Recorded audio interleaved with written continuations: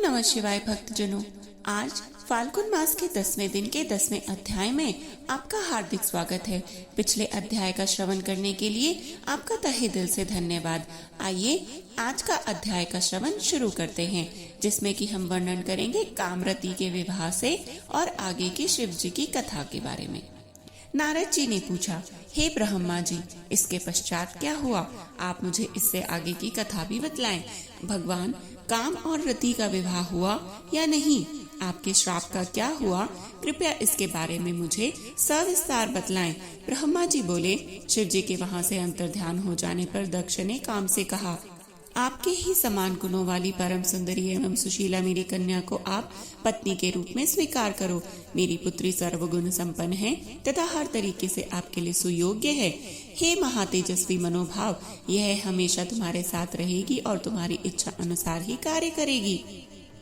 यह कहकर दक्ष ने अपनी कन्या, जो उनके पसीने से उत्पन्न हुई थी, का नाम रति रख दिया। तत्पश्चात कामदेव और रति का विवाह सा उल्लास संपन्न हुआ। हे नारद, दक्ष की पुत्री रति बड़ी रमणीय और परम सुंदरी थी। उसका रूप लावण्य मुनियों को भी मोह लेने वाला था। रति से विवाह होने पर कामदेव अत्यंत प्रसन्न हुए। वे रति पर पूर्ण मोहित थे। उनके विवाह पर बहुत बड़ा उत्सव हुआ। प्रजापति दक्ष पुत्री के लिए सुयोग्य वर पाकर बहुत खुश थे। दक्ष कन्या देवी रति भी कामदेव को पाकर धन्य हो गई थी। जिस प्रकार बादलों में बिजली शोभा पाती है, उसी प्रकार कामदेव के साथ रति शोभा पा रही थी। कामदेव ने रति को अपने हृदय सिंहासन में बिठाया तो रति भी कामदेव को पाकर उसी प्रकार प्रसन्न हुई जिस प्रकार श्री हरि को पाकर देवी लक्ष्मी। उस समय आनंद और खुशी से सरोबार कामदेव व रति भगवान शिव का श्राप भूल गए। सूत जी कहते हैं, ब्रह्मा जी का यह कथन सुनकर महर्षि नारद बड़े प्रसन्न हुए और हर्ष पूर्वक बोले, हे महामते, आपने भगवान शिव की अद्भुत लीला मुझे सुनाई। प्रभु, अब मुझे आप यह बतलाएं कि कामदेव और रति के विवाह के उपरांत सब देवताओं के अपने धाम चले जाने के बाद पितरों को उत्पन्न करने वाली ब्रह्म कुमारी संध्या कहाँ गई? उनका विवाह कब और किससे हुआ? संध्या के विषय में मेरी जिज्ञासा शांत कीजिए। सूत जी बोले, हे ऋषियों, नारद जी के इस प्रकार प्रश्न करने पर ब्रह्मा जी ने कहा, मुने, संध्या का चरित्र सुनकर समस्त कामनियां सती साध्वी हो सकती हैं। वह संध्या मेरी मानस पुत्री थी, जिसने घोर तपस्या करके अपना शरीर त्याग दिया था। फिर वह मुनि श्रेष्ठ मेधातिथि के पुत्री के अंधऋतु के रूप में जन्मी। संध्या ने तपस्या करते हुए अपना शरीर इसलिए त्याग दिया था क्योंकि वह स्वयं को पापिनी समझती थी। उसे देखकर स्वयं उसके पिता और भाइयों में काम की इच्छा जागृत हुई थी। तब उसने इसका प्रायश्चित करने के बारे में सोचा तथा निश्चय किया कि वह अपना शरीर वैदिक अग्नि में जला देगी, जिससे मर्यादा स्थापित हो। भूतल पर जन्म लेने वाला कोई भी जीव तरुणावस्था से पहले काम के प्रभाव में नहीं आ पाएगा। यह मर्यादा स्थापित कर मैं अपने जीवन का त्याग कर दूंगी। मन में ऐसा विचार करके संध्या चंद्रभाग नामक पर्वत पर चली गई थी। मन में ऐसा विचार करके संध्या चंद्रभाग नामक पर्वत पर चली गई। यहीं से चंद्रभागा नदी का आरंभ हुआ। इस बात का ज्ञान होने पर मैंने वेद शास्त्रों के पारंगत विद्वान सर्वज्ञ और ज्ञानी योगी पुत्र वशिष्ठ को वहां जाने की आज्ञा दी। मैंने वशिष्ठ जी को संध्या का विधि पूर्वक दीक्षा देने के लिए वहां भेजा था। नारद, चंद्रभाग पर्वत पर एक देव सरोवर है जो जलाशय उचित गुणों से पूर्ण है। उस सरोवर के तट पर बैठी संध्या इस प्रकार सुशोभित हो रही थी जैसे प्रदोष काल में उदित चंद्रमा और नक्षत्रों से युक्त आकाश शोभा पाता है। तभी उन्होंने चंद्रभागा नदी का भी दर्शन किया। तब उस सरोवर के तट पर बैठी संध्या से वशिष्ठ जी ने आदर पूर्वक पूछा, हे देवी, इस निर्जन पर्वत पर तुम क्या कर रही हो? तुम्हारे माता पिता कौन हैं? यदि यह छिपाने योग्य न हो तो कृपया मुझे बतलाओ। यह वचन सुनकर संध्या ने महर्षि वशिष्ठ की ओर देखा। उनका शरीर दिव्य तेज से प्रकाशित था। मस्तक पर जटा धारण किए वे साक्षात कोई पुण्य आत्मा जान पड़ते थे। संध्या ने आदर पूर्वक प्रणाम करते हुए वशिष्ठ जी को अपना परिचय देते हुए कहा, ब्राह्मण, मैं ब्रह्मा जी की पुत्री संध्या हूँ। मैं इस निर्जन पर्वत पर तपस्या करने आई हूँ। यदि आप उचित समझें तो मुझे तपस्या की विधि बतलाएं। मैं तपस्या के नियमों को नहीं जानती हूँ, अतः मुझ पर कृपा करके आप मेरा उचित मार्गदर्शन करें। संध्या की बात सुनकर वशिष्ठ जी ने जान लिया कि देवी संध्या मन में तपस्या का दृढ़ संकल्प कर चुकी हैं। इसलिए वशिष्ठ जी ने भक्तवत्सल भगवान शिव का स्मरण करते हुए कहा, हे देवी, जो सबसे महान और उत्कृष्ट है, सभी के परम आराध्य हैं, जिन्हें परमात्मा कहा जाता है, तुम उन महादेव शिव को अपने हृदय में धारण करो। भगवान शिव ही धर्म, अर्थ, काम और मोक्ष के स्तोत्र है। तुम उन्हीं का भजन करो। ओम नमः शिवाय मंत्र का जाप करते हुए मौन तपस्या करो। उसके अनुसार मौन रहकर ही स्नान तथा शिव पूजन करो। प्रथम 2 बार छठे समय में जल को आहार के रूप में लो। तीसरी बार छठा समय आने पर उपवास करो। देवी, इस प्रकार की गई तपस्या ब्रह्मचर्य का फल देने वाली तथा अभीष्ट मनोरथों को पूरा करने वाली होती है। अपने मन में शुभ उद्देश्य लेकर शिव जी का मनन व चिंतन करो। वे प्रसन्न होकर तुम्हारी मनोकामना अवश्य पूर्ण करेंगे। इस प्रकार संध्या को तपस्या की विधि बतलाकर और उपदेश देकर मुनि वशिष्ठ वहां से अंतर्ध्यान हो गए। ब्रह्मा जी बोले, हे महाप्रज्ञ नारद, तपस्या की विधि बतलाकर जब वशिष्ठ जी चले गए, तब संध्या आसन लगाकर कठोर तप शुरू करने लगी। वशिष्ठ जी द्वारा बताए गए विधान एवं मंत्र द्वारा संध्या ने भगवान शिव की आराधना करनी आरंभ कर दी। उसे अपना मन शिव भक्ति में लगा दिया और एकाग्र होकर तपस्या में मग्न हो गई। तपस्या करते करते 4 युग बीत गए। तब भगवान शिव प्रसन्न हुए और संध्या को अपने स्वरूप के दर्शन दिए, जिसका चिंतन संध्या द्वारा किया गया था। भगवान का मुख प्रसन्न था, उनके स्वरूप से शांति बरस रही थी। संध्या के मन में विचार आया कि मैं महादेव की स्तुति कैसे करूं। इसी सोच में संध्या ने नेत्र बंद कर लिए। भगवान शिव ने संध्या के हृदय में प्रवेश कर उसे दिव्य ज्ञान दिया, साथ ही दिव्य वाणी और दिव्य दृष्टि भी प्रदान की। संध्या ने प्रसन्न मन से भगवान शिव की स्तुति की।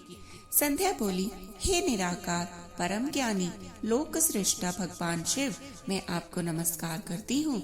जो शांत, निर्मल, निर्विकार और ज्ञान के स्तोत्र हैं, जो प्रकाश को प्रकाशित करते हैं, उन भगवान शिव को मैं प्रणाम करती हूँ। जिनका रूप अद्वितीय, शुद्ध, माया रहित, प्रकाशमान, सच्चिदानंदमय, नित्यानंदमय, सत्य, ऐश्वर्य से युक्त और लक्ष्मी और सुख देने वाला है, उन परमपिता परमेश्वर को मेरा नमस्कार है। जो सत्व प्रधान, ध्यान योग्य, आत्म स्वरूप, सारभूत, सबको पार लगाने वाला तथा परम पवित्र है, उन प्रभु को मेरा प्रणाम है। भगवान शिव आपका स्वरूप शुद्ध, मनोहर, रत्नमय आभूषणों से अलंकृत एवं कपूर के समान है। आपके हाथों में डमरू, रुद्राक्ष और त्रिशूल शोभा पाते हैं। आपके इस दिव्य चिन्ह में सगुण साकार रूप को ही मैं नमस्कार करती हूँ। आकाश, पृथ्वी, दिशाएं, जल, तेज और काल सभी आपके रूप हैं। हे प्रभु, आप ही ब्रह्मा के रूप में जगत की सृष्टि, विष्णु रूप में संसार का पालन करते हैं। आप ही रुद्र रूप धरकर संहार करते हैं। जिनके चरणों से पृथ्वी तथा अन्य शरीर से सारी दिशाएं, सूर्य, चंद्रमा एवं अन्य देवता प्रकट हुए हैं, जिनकी नाभि से अंतरिक्ष का निर्माण हुआ है, वे ही सद्ब्रह्म और परब्रह्म है। आपसे ही सारे जगत की उत्पत्ति हुई है, जिनके स्वरूप और गुणों का वर्णन स्वयं ब्रह्मा विष्णु भी नहीं कर सकते। भला उन त्रिलोकीनाथ भगवान शिव की स्तुति मैं कैसे कर सकती हूँ? मैं तो एक अज्ञानी और मूर्ख स्त्री हूँ। मैं किस तरह आपको पूजूं कि आप मुझ पर प्रसन्न हो? हे प्रभु, मैं बारंबार आपको नमस्कार करती हूँ। ब्रह्मा जी बोले, नारद, संध्या द्वारा कहे गए वचनों से भगवान शिव अत्यंत प्रसन्न हुए। उसकी स्तुति ने उन्हें द्रवित कर दिया। भगवान शिव बोले, हे देवी, मैं तुम्हारी तपस्या से बहुत प्रसन्न हूँ, अतः तुम्हारी जो इच्छा हो वह वर मांगो, तुम्हारी इच्छा मैं अवश्य पूर्ण करूँगा। भगवान शिव के ये वचन सुनकर संध्या खुशी से उन्हें बार बार प्रणाम करती हुई बोली, हे महेश्वर, यदि आप मुझ पर प्रसन्न होकर कोई वर देना चाहते हैं और यदि मैं अपने पूर्व पापों से शुद्ध हो गई हूँ, तो हे महेश्वर, हे देवेश, आप मुझे वरदान दीजिए कि आकाश, पृथ्वी और किसी भी स्थान में रहने वाले जो भी प्राणी इस संसार में जन्म लें, वे जन्म लेते ही काम भाव से युक्त न हो जाएं। हे प्रभु, मेरे पति भी सुहृदय और मित्र के समान हो और अधिक कामी न हो।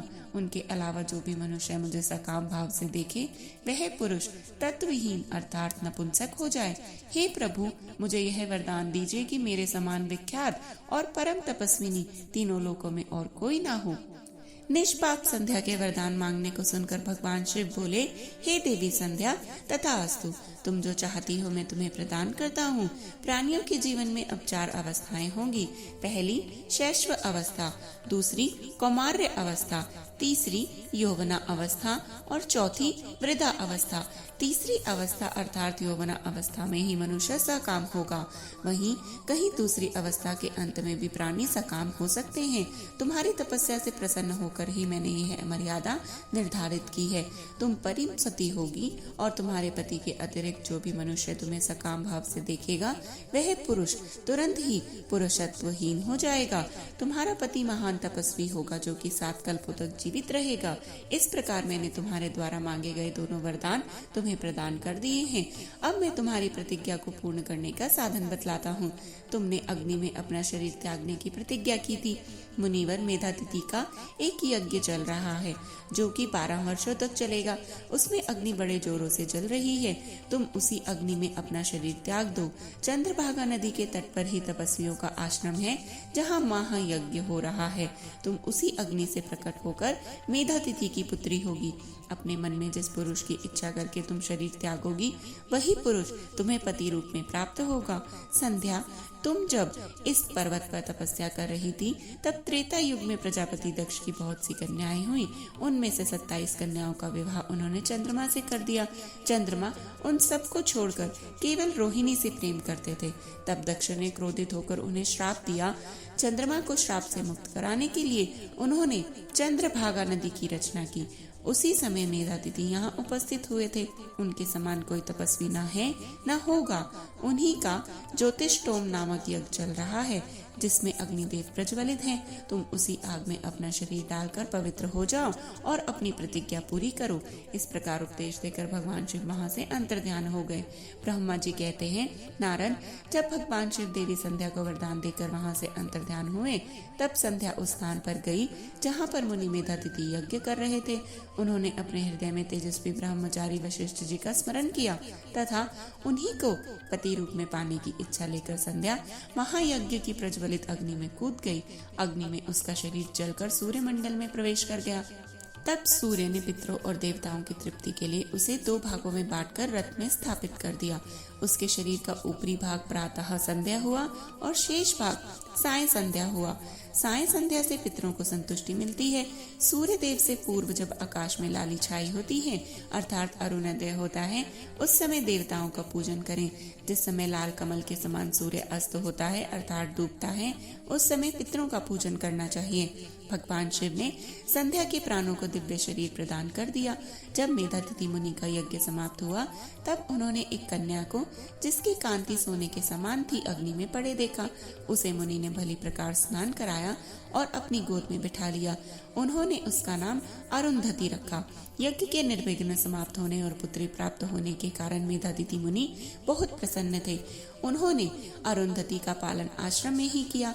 वह धीरे धीरे उसे चंद्रभागा के तट पर रहते हुए बढ़ने लगी। जब वह विवाह योग्य हुई तो हम त्रिदेव ब्रह्मा, विष्णु और महेश ने मेधा मुनि से बात कर उसका विवाह मुनि वशिष्ठ से करा दिया। मुनि मेधातिथि की पुत्री महासाध्वी अरुंधति अति पवित्रता थी। वह मुनि वशिष्ठ को पति रूप में पाकर बहुत प्रसन्न थी। वह उनके साथ रमन करने लगी। उससे शक्ति आदि शुभ एवं श्रेष्ठ पुत्र उत्पन्न हुए। हे नारद, इस प्रकार मैंने तुम्हें परम पवित्र देवी संध्या का चरित्र सुनाया है। यह समस्त अभिष्ट फलों को देने वाला है।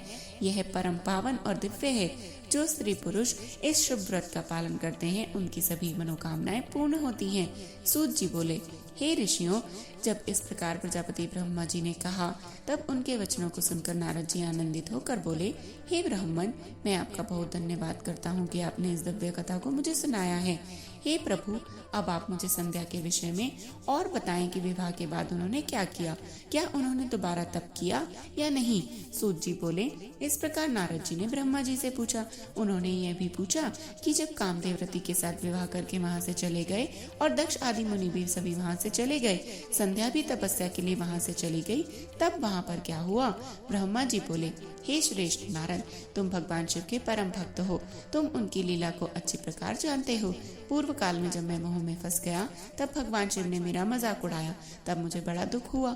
मैं भगवान शिव से ईर्ष्या करने लगा। मैं दक्ष मुनि के यहाँ गया। देवी रति और कामदेव भी वहीं थे। मैंने उन्हें बतलाया कि शिव जी ने किस प्रकार मेरा मजाक उड़ाया था। मैंने पुत्रों से कहा कि तुम ऐसा प्रयत्न करो जिससे महादेव शिव किसी कामनीय कांति वाली स्त्री से विवाह कर लें। मैंने प्रभु शिव को मोहित करने के लिए कामदेव और रति को तैयार किया। कामदेव ने मेरी आज्ञा को मान लिया। कामदेव बोले, हे ब्रह्मा जी, मेरा अस्त्र तो सुंदर स्त्री ही है, अतः आप भगवान शिव के लिए किसी परम सुंदरी की सृष्टि कीजिए। यह सुनकर मैं चिंता में पड़ गया। मेरी तेज सांसों से पुष्पों से सजे बसंत का आरंभ हुआ। बसंत और मलयानन ने कामदेव की सहायता की।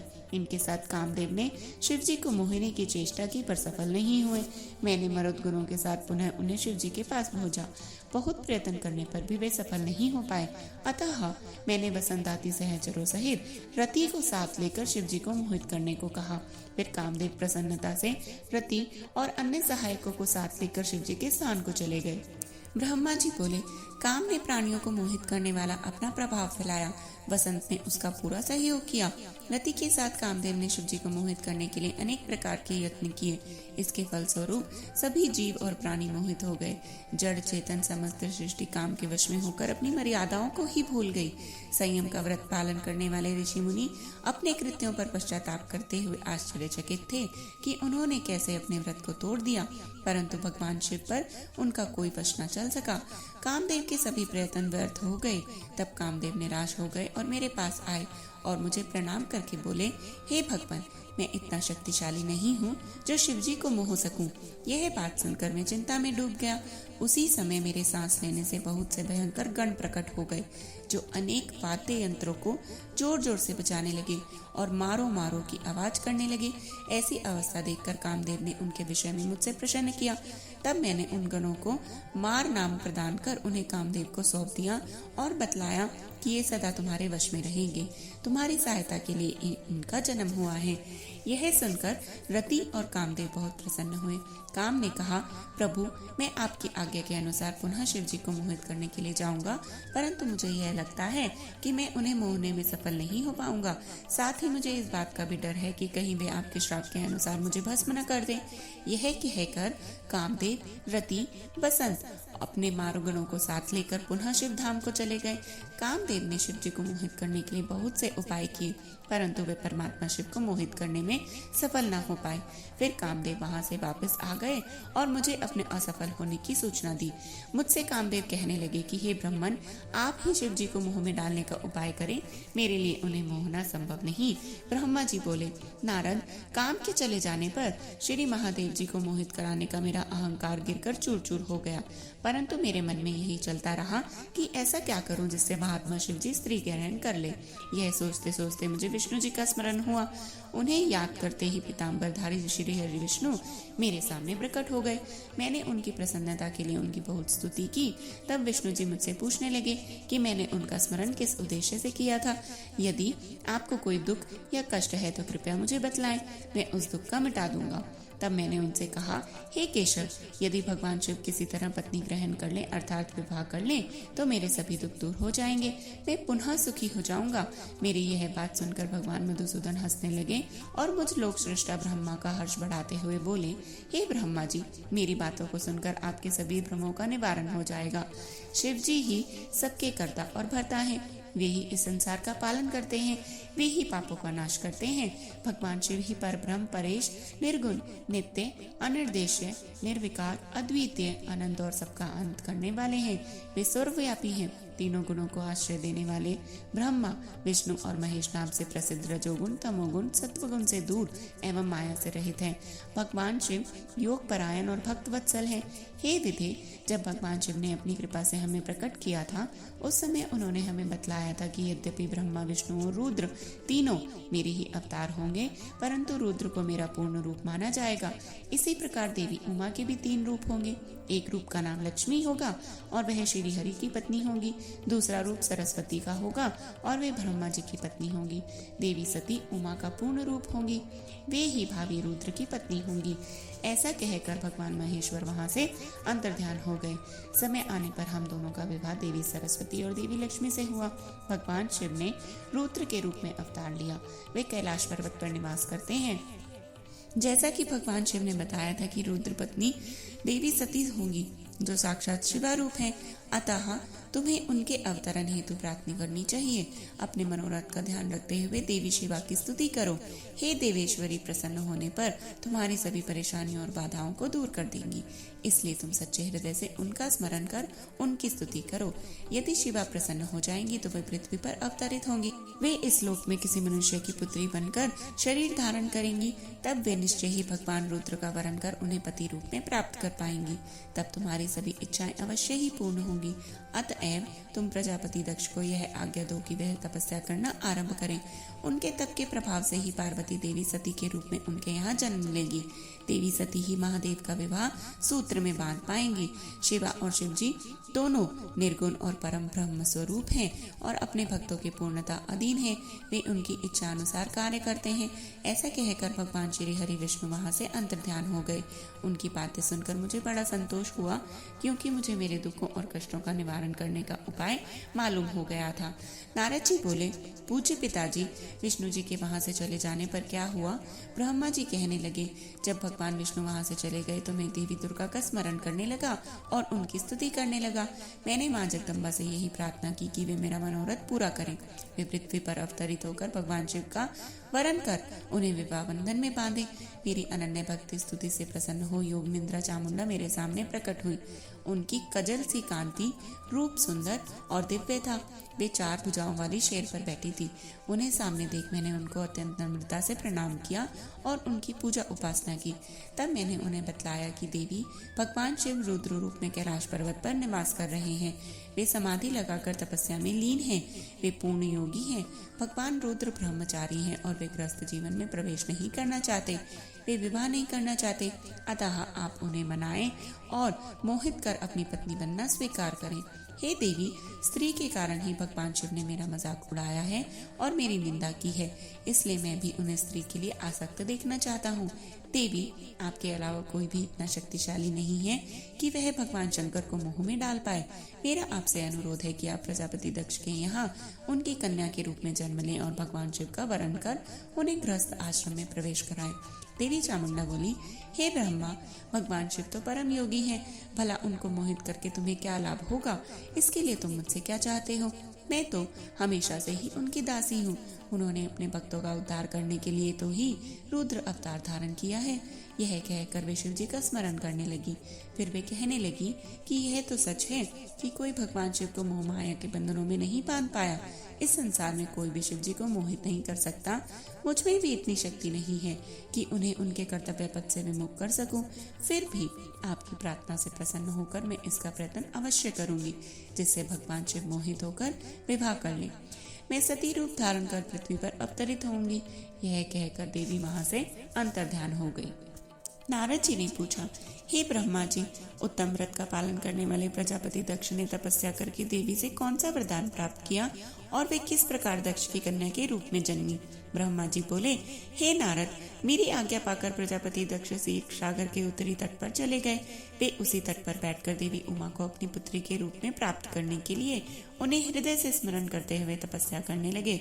मन को एकाग्र कर प्रजापति दक्ष दृढ़ता से कठोर व्रत का पालन करने लगे। उन्होंने 3000 दिव्य वर्षों तक घोर तपस्या की। वे केवल जल और हवा ही ग्रहण करते थे। तत्पश्चात देवी जगदम्बा ने उन्हें प्रत्यक्ष दर्शन दिए। कालिका देवी अपने सिंह पर विराजमान थी। उनकी श्यामल कांति वे मुख अत्यंत मोहक था। उनकी 4 भुजाएं थी।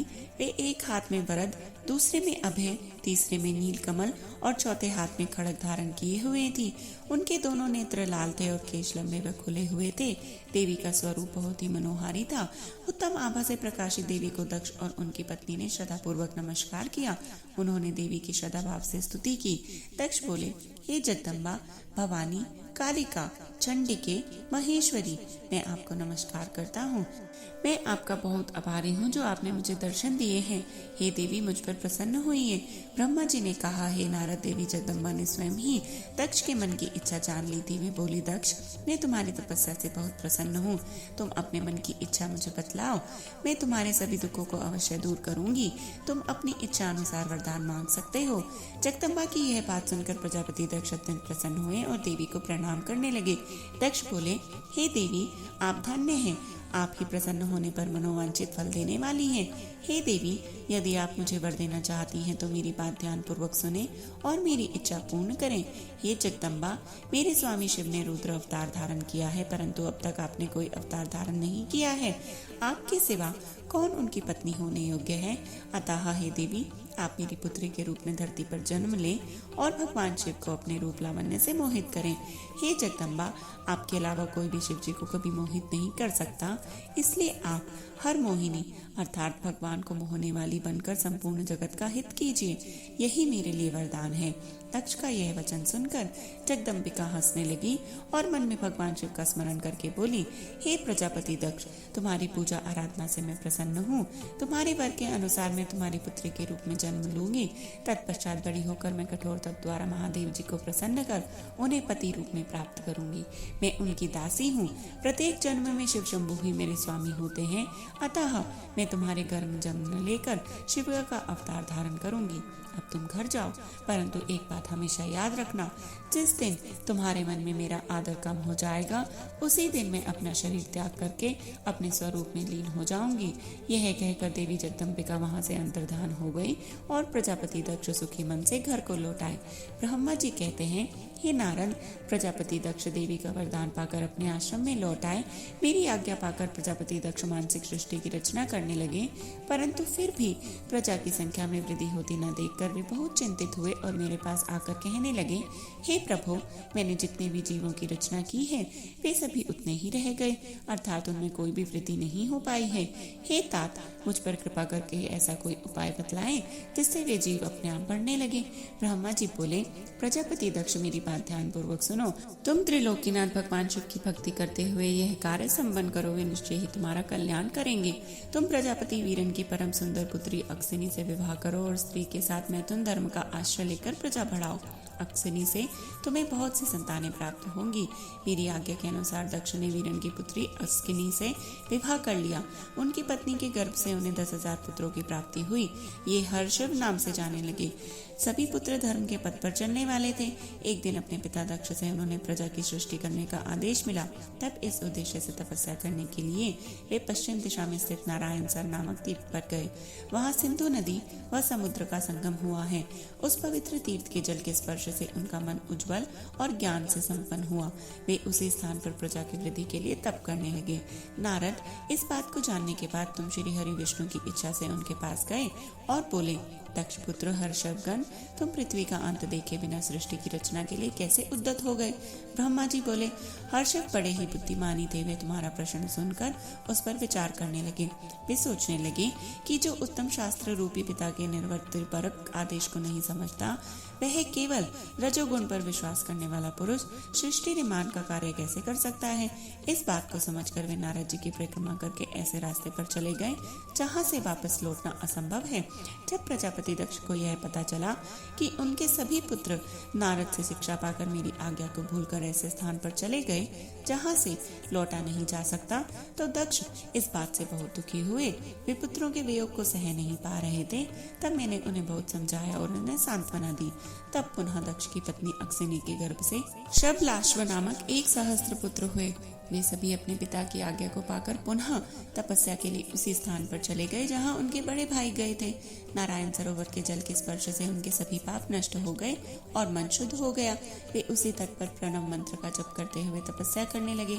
तब नारद, तुमने पुनः वही बातें जो उनके भाइयों को कही थी उन्हें भी बतला दी और तुम्हारे दिखाए गए मार्ग के अनुसार वे अपने भाइयों के पथ पर चलते ऊर्ध्व गति को प्राप्त हुए। तब दक्ष को इस बात का पता चला तो वे बहुत दुखी हुए और उस दुख से वे बेहोश हो गए। जब प्रजापति दक्ष को ज्ञात हुआ कि यह सब नारद की वजह से हुआ है तो उन्हें अत्यंत क्रोध आया। संयोग से तुम भी उसी समय वहां पहुंच गए। तुम्हें देखते ही क्रोध के कारण वे तुम्हारी निंदा करने लगे और तुम्हें धिक्कारने लगे। वे बोले, तुमने सिर्फ दिखाने के लिए ऋषियों का रूप धारण कर रखा है। तुमने मेरे पुत्रों को ठग कर उन्हें भिक्षुओं का मार्ग दिखाया है। तुमने लोक और परलोक दोनों के श्रेय को नाश कर दिया। जो मनुष्य ऋषि, देव और पितृ ऋणों को उतारे बिना ही मोक्ष की इच्छा मन में लिए माता पिता को त्याग कर घर से चला जाता है, सन्यासी बन जाता है, वह अधोगति को प्राप्त हो जाता है। हे नारद, तुमने बार बार मेरा अमंगल किया है, इसलिए मैं तुम्हें श्राप देता हूँ कि तुम कहीं भी स्थिर नहीं रह सकोगे। तीनों लोकों में विचरते हुए तुम्हारा पैर कहीं भी स्थिर नहीं रह पाएगा, अर्थात तुम्हें ठहरने के लिए सुस्थिर ठिकाना नहीं मिलेगा। नारद, यद्यपि तुम साधु पुरुषों द्वारा सम्मानित हो, परंतु तुम्हें शोकवश दक्ष ने ऐसा श्राप दिया जिसे तुमने शांत मन से ग्रहण कर लिया और तुम्हारे मन में किसी प्रकार का विकार ही नहीं आया। हर हर महादेव। भोलेनाथ की कृपा से हम यह अध्ययन कर पाए। आगे के पाठों को अध्ययन व श्रवण करने के लिए कृपया हमारे साथ जुड़े रहें और सदैव जपते रहें। हर हर महादेव।